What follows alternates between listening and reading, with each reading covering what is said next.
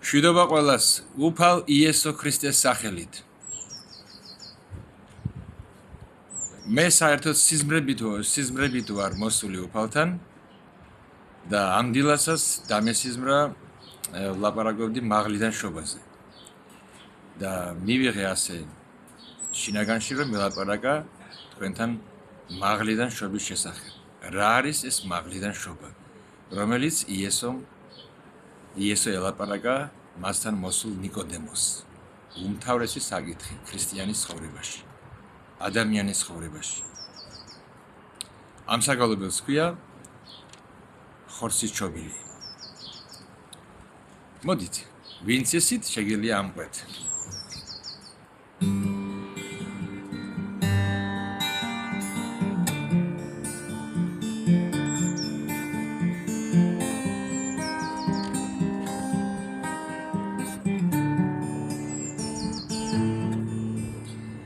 შენ ხარ შობილი მხოლოდ ხორცითა და არა იცი ძალა შენ ღვთისა ხორცი ჩობილი მიწის ხვედრია ის ვერ იხილავს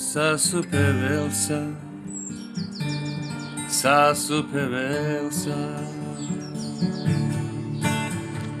ხორცი მიწისგან წარმოშობილი ისევ მიწაში უნდა ჩაბრუნდეს და ვინც სულით არის შობილი მუდმივ სიცოცხლეს ის დაიმკვიდრებს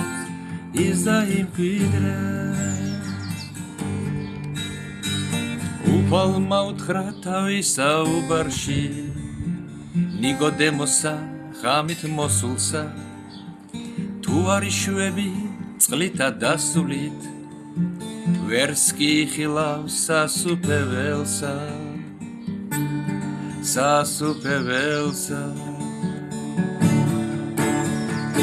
ის ხალი არის უფლის სიტყვები და ვინც მას ისმენს მწყურვალე გულით ძალა უფლისა გამოაღვიძებს იესო ქრისტეს იხილავს სულით მიმართე უფალს დაუთმეგული თუ შენ ნედარი ცხოვრება გინდა და მოიპოვებს შენს გულში ვინას მამაზე ღვთისა და სულის მინდა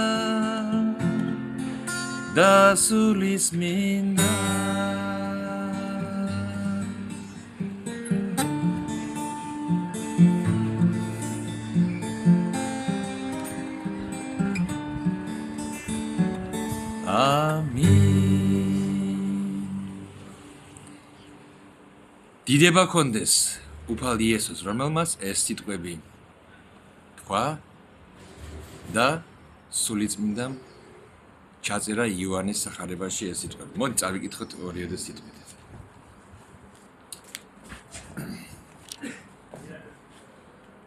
ეს წერია მეგობრებო იოანეს სახარების მესამე თავში. ერთ მშვენიერ დღეს ვიღაც ფარისეველი ადამ პიროვნება სახელად ნიკოდემოსი იუდეველთა მთავარი ღამით მოვიდა იესოსთან. რატომ ღამით? იმიტომ რომ არ უნდოდა რომ არავის ენახა. საიდუმლოდ მოვიდა ღამით და ვკითხულობთ. იგი მოვიდა ღამით და უთხრა: რაბი, ესე იგი მოძღვარო, ჩვენ ვიცით რომ შენ ხარ მოძღვარი ღმერთისაგან მოსული. ვინაიდან არავის შეუძლია ისეთი სასწაულების მოხდენა, როგორცაც შენ ახდენ, თუ მასთან ღმერთი არ არის. მოკლედ ეუბნება რომ შენ ღმერთისგან ხარ, აქებს, ამაღლებს. და ამისთან აიმით მოვიდა. ქებადიდებით. იესოს არ უთქვია, ხო, რა ვიცი, ვარ და კი არ მიუღია და კი არ გაპრანჭულა იქ. უფალმა პირდაპირ უთხრა. იესო მიუგო მას პასუხად. ნიკოდემოს დაანებე თავი სხვა რაღაცებს მთავარია უმთავრესზე ვილაპარაკოთ. მან უთხრა თუ ვინმე შენ სხვა 20 საუკუნის შემდეგ ვინმე კახაკებურია, ვინმე კიდევ მისი მსმენელი, ვიღაცა ვინ სახარებას წაიკითხა, თუ ვინმე მაღლიდან არიშობა ვერ შეძლებს ღმერთის სასუფევლის ხილვას. ვერ დაინახავთ. მაგრამ შენ რაღაცები, სხვა რაღაცებს მეორე მესამე ხარისხოვანზე ლაპარაკობ ნიკოდემოს. შენ სულზე იფიქრე, ჩემზე კი ნოფიქრობ, მე ვინა ვარ. შენზე იფიქრე. შენ სულზე იფიქრე.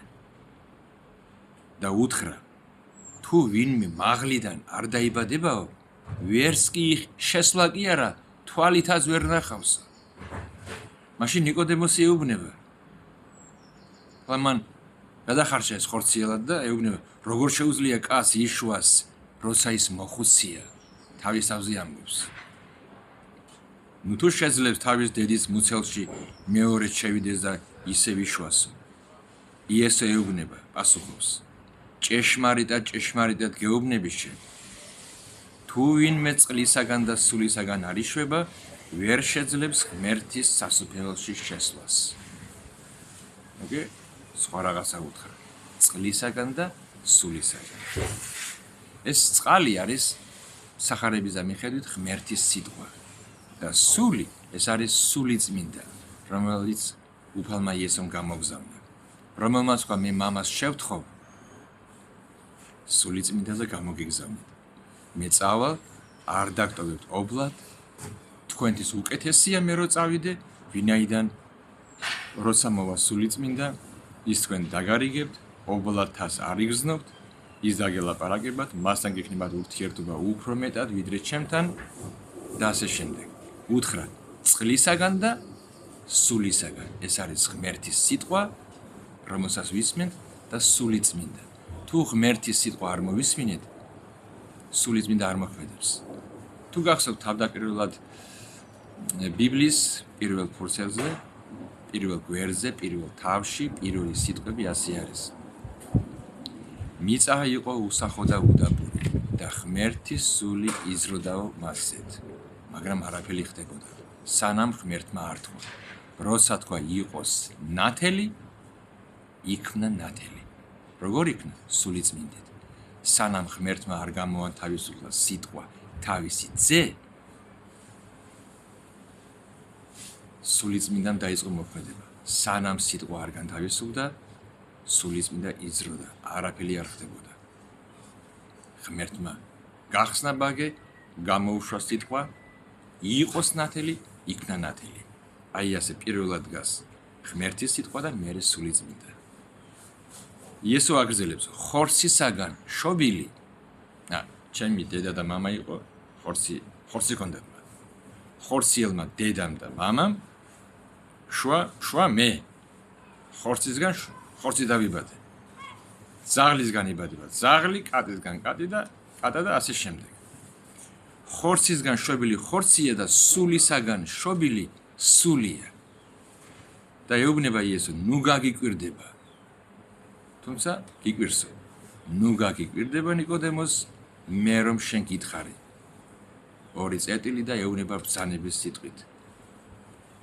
ვალდებული იყო ნიკოდემოსი და ასე უთხრა. თქვენ მაღლიდან უნდა იშვათ. უნდა იშვათ. თქვენს მსმენელო, ვინც არ ახართ მაღლიდან შობილი, თქვენ მაღლიდან უნდა იშვათ. თუ არ იშვები, ვერც ნახავ და ვერც შეხვავ სასუფეველში. იესო აგრძელებს, ქარისგან ქარი ქრის, სადაც მოისურვებს. მისი ხმა გესმის, მაგრამ არ იცის საიდან მოდის და სად მიდის. გაუგებარიაო, ვერ ხედავ, დაუქროლებს აგეთ იქით, საიდან მოვიდა, სად წავიდა, აზრი არ ახარ. ასეაო ყოველი, რომელიც სულისაგან არის შობილი. ზოგიერთი ხანისგან ინანიებს თან, მაგრამ არ ხდება მისი მაღლიდან შობა. ზოგიერთი კი გულში რაღაცა ხდება, და მაღლიდან იშვა. აი მაგალითად ავიღოთ ამისეთი მაგალითი, როცა პეტრე შევიდა კორნელიის სახლში და ქადაგებდა იესოს. იქ არს კორნელიოს, არს იმ მათ მსმენელებს, იქ ვინც ისმენდა, არ დაუწყიათ იქ, აბატი ეუფალო, ვინ ანიებს ჩემს ცოდვებს. ისმენენ ღმერთის სიტყვებს, პეტრეს პირიდან გამოსულს. გარდმოვიდა მასზე სულიწმინდა და ამეტყველდნენ უცხოენებით. როგორ?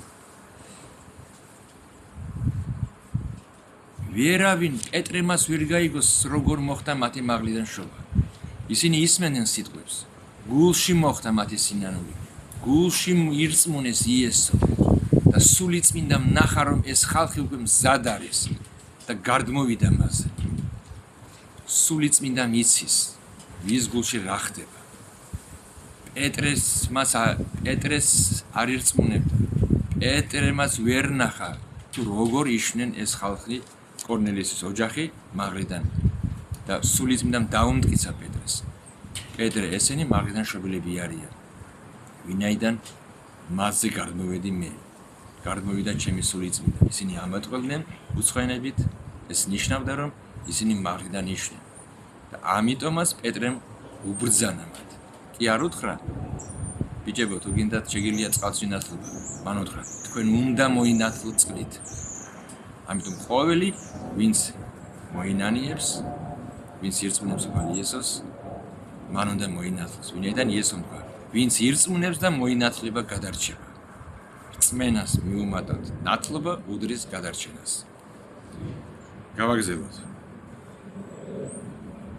ნიკოდემოსმა უთხრა, როგორ შეიძლება მოხდეს ეს? ვერ გაიგო მაინც. იესო ეუბნება, შენ ისრაელის მოზღვარი ხარ, მასწავლებელი ხარ, განა ეს არიცი? ჭეშმარიტად გეუბნები შენ, ლაპარაკობთ იმაზე, რაც ვიცი და მოწმობთ, რაც გვინახავს. მაგრამ თქვენ, მღვდლები და ფარისევლები და მწიგნობრები, არ ღებულობთ ჩვენს მოწმობას. თუ მიწიერზე გითხარი და არ გწამს, როგორ იწამებს ზეციერზე რომ გითხრა? და ეუბნება ასე სიტყვებს, როგორც მოსემ აღამაღლა გველი უდაბნოში, ასე უნდა ამაღლდეს ცეკაცისა. რათა ყოველი მისი მორწმუნე არ დაიღუპოს, არამედ ჰქონდეს საუკუნო სიცოცხლე. რა ქნა მოსემ? შეიძლება ბევრმა არ იცით, მაგრამ იყო ამისანა პერიოდი, როცა ისრაელი გამოვიდა ეგვიპტის მონობიდან, უდაბნოში მათი წოდების გამო დაიწყო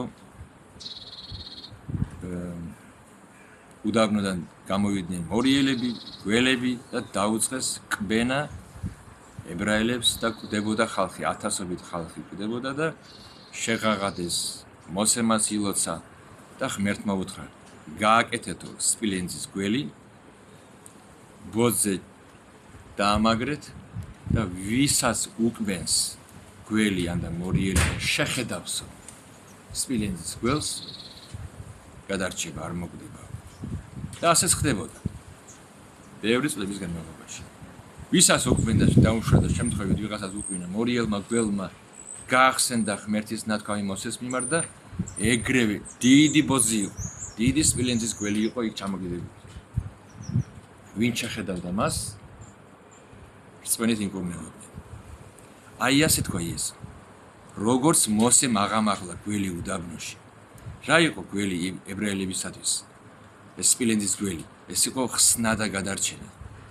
ვინ შეხედავდა სპილენძის გველს, ის არ კვდებოდა ამ შხამიანი გველებისაგან და მორიელებისაგან. აი ეს თქვა იესო. მე ჩამომკიდები, მე მოკვდები ჯვარზე და ვინც მერწმენით შემხედავს, არ მოკვდება. და აი როგორ ხდება მაღლიდან შობა ჩემო ძვირფასო მსმენელო. გასაღები.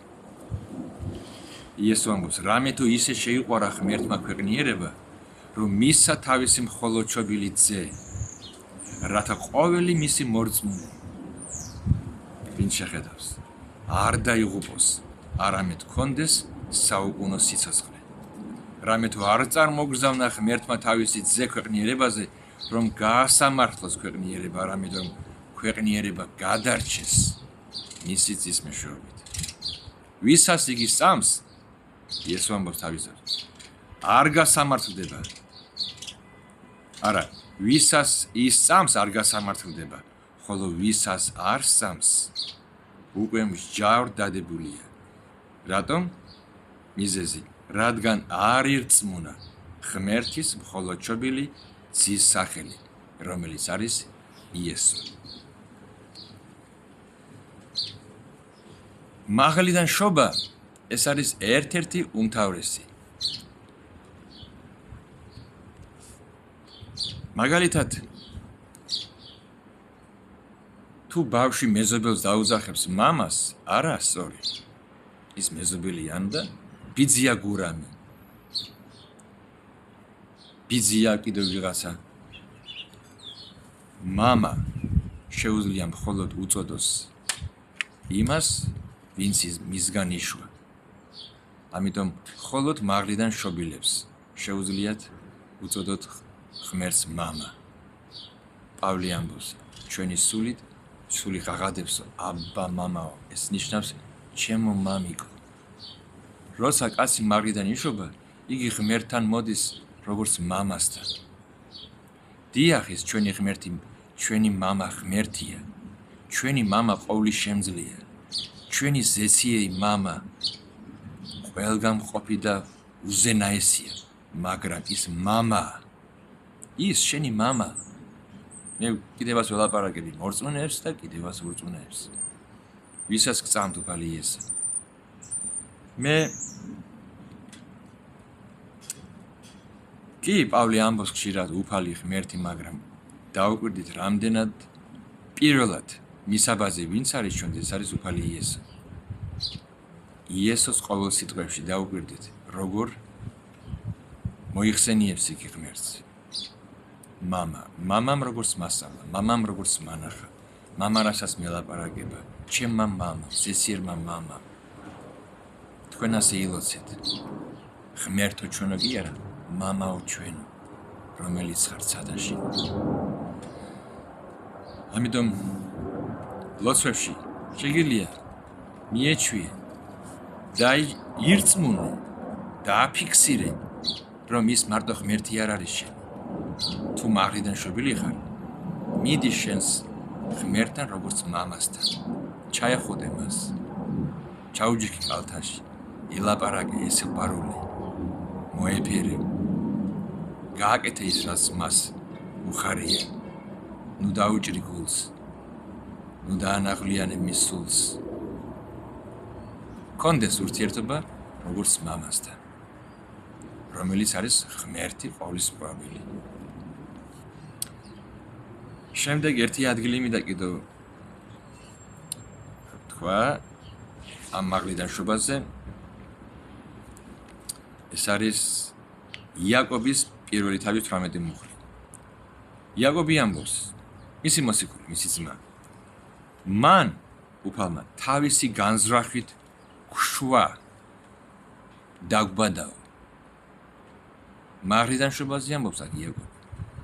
მან თავისი განზრახვით ქშვა ჩვენ, როგორ ჭეშმარიტების სიტყვით.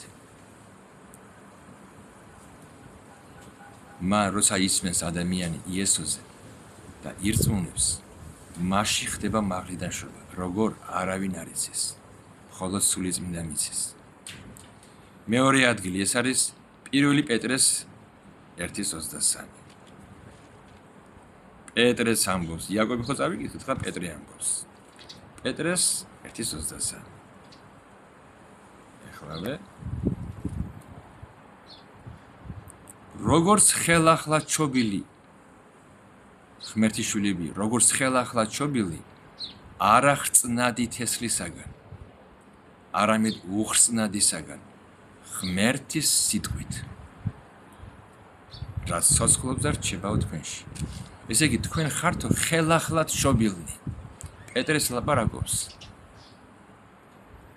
მაღლიდან შობაზე, ხელახლად შობაზე. როგორ ის ამბობს ღმერთის სიტყვით. კიდევ ერთი ხო წერია 2 ან 3 მოწმით მტკიცდება ყოველი საქმე. ეს არის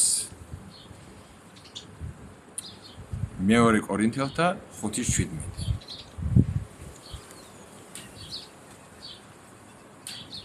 პავლე მოციქული ამბობს: მასშა სადამი ის ვინც ქრისტეშია, ესე იგი ვინც ქრისტე ირწმუნა და მასშია, ქრისტეს მოძღვრება აქვს, ვინც ქრისტეშია, ის ახალი ქმნილებაა. რა არის ახალი ქნილება? ახალი დაბადებული, ახალი პიროვნება. ახალი ქმნილებაა. პავლე ამბობს: ძველმა განვლო. ძველი კახაკებურია მოვიდა. ძველი ვინც ქვია შენ მორწმუნე ხარ. ძველი მოვიდა ის, დამარხეს და ეხლა ყოველივე ახალია. კითხულობისა, ის ვინც ქრისტეშია, ის ახალი ქმნილებაა. ძველმა განვლო. ახლა ყოველივე ახალია. ასე ხდება მაღლიდან შობილი ცხოვრებაში. კიდევ ერთი ადგილი.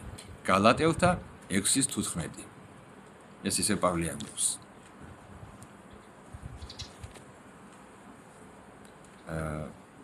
კარგი, ტიტეს 3:5, კარგი.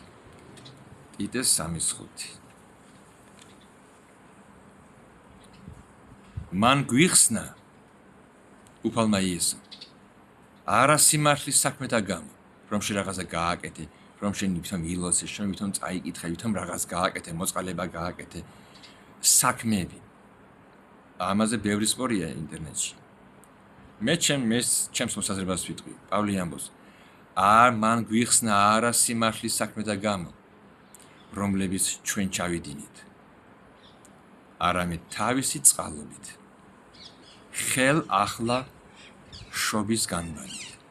ხელ ახლა შვა განბანმა, დაგბანმა, გაგვასუფთავა, განბანილები ვართ და სულიწმინდის მიერ განახლებით. სულიწმინდა განახლებას გვიკეთებს. გრძნობებში, ხასიათში, ქცევაში, გულისხმებში, წინადეს მოგწონდა, ეხლა ის არ მოგწონს გცულს, გცხვენია, პროიხსენებ რაღაცებს. სულიწმინდა გვანახლებს. მან გშვაო ჩვენ. ხელახლად და განბანო. ხელახლა შობის განბანვით. მაღლიდან შობა ეს უმთავრესი საკითხი არის ადამიანის ცხოვრებაში. ადამიანა დაუსვის შენ თავს შეკითხვა. ვარ მე მაღლიდან შობილი? თუ ნიკოდემოსივით გემართება, რა არის ეს? როგორ უნდა დავიბადო კაცო მაღლიდან? 50 წლის ავარდა, 60 წლის ავარდა. 30 წლის როგორ დავიბადო კაცო? გახსინი იოანეს ახარება, მესამე თავი და დაიწყე კითხვა და იქ უფალი გეტყვის. სულიწმინდა და გელაპარაკება. და ისე გავიმეორებდი იმ სიტყვებს. ჭეშმარიტად გეუბნები შენ მსმენელ. იესოს სიტყვებს ლაპარაკობ, მე ლაპარაკობ ჩემს, აგერ კითხულობ. თუ ვინმე მაღლიდან არის შობა ღმერთისგან, ვერ შეძლებს ღმერთის სასუფეველის ხილვას. და დავამთავრებდი ამით, როგორც იესო მოთხრა ნიკოდემოს, ნუ გაგიკვირდება. იესო როში გეუბნება. თქვენ მაღლიდან უნდა იშვათ. ეს ხდება იმ მუხლის თანახმად, რომელიც იესო მოთხრა ნიკოდემოს, ისე შეიყვარა ღმერთმა ქვეყნიერება, რომ მისცა თავისი საყვარელი ძე ჩვენი წოდების გამო. რატომ? რათა. იმიტომ მოხდა ეს იესოს სიკვდილი ჯვარზე. რათა ყოველი მისი მორწმუნე იესოს მორწმუნე არ დაიღუპოს. ესე იგი რას ნიშნავს ეს? ვისაც არ წამს დაღუპვა ელოდება, ემუქრება. რათა ყოველი მისი მორწმუნე არ დაიღუპოს, არამედ ჰქონდეს საუკუნო სიცოცხლე. უფალმა გაკურთხოს, დაგლოცოს, როგორც იესომ თქვა, შედის შენს ოთახში, მოიდრიკე მუხლი, მიმართე ყოვლის შემოქმედ, ყოვლის გამჩენ ღმერთს და უთხარი ცის და ქვეყნის შემოქმედო ღმერთო. ჯერ არ უწოდო მას მამა, იგი არა შენი მამა ჯერ. როცა იშვები მაღლიდან, თამამად შეგიძლია მივახოდე მადლის ტახტს და დაუძახო მას მამა. უთხარი ღმერთო ჩემო. ყოვლის გამჩენო ღმერთო, მოვდივარ შენს წინაშე. შენი საყვარელი ძის იესო ქრისტეს სახელით. ვინანიებ ჩემ ცოდვებს, რაც დაბადებიდან ამ წუთამდე შემიცოდავს, რაც დამიშავებია სიტყვით, საქმით, აზრით, ფიქრით. ვინანიებ ყველაფერს, მაპატიე უფალო. მაპატიე და გთხოვ, შემოდი ჩემ ცხოვრებაში, შემოდი ჩემს გულში, გიხსნი ჩემს გულს, სულს, შენ გაბარებ ჩემს სიცოცხლეს. იყავი ჩემი ღმერთი, ჩემი უფალი. გაღიარე ჩემს უფლად, ჩემს ხსნელად, რომელიც მოგდე ჯვარზე. მადლობა უფალო იესო. ჩემო მწყემს, ჩემო სიცოცხლე, ჩემო საყვარელო ღმერთო. და შემდეგ შეგიძლია უთხრა, გმადლობ მამა, რომ შემიწყალე და შემიყვარე. შენ საყვარელ ძეში. ამინ. უფალმა გაგვრთხოთ, დაგლოცოთ, აბა ჰე და აბა ჰო. მომავალ შეხვედრამდე.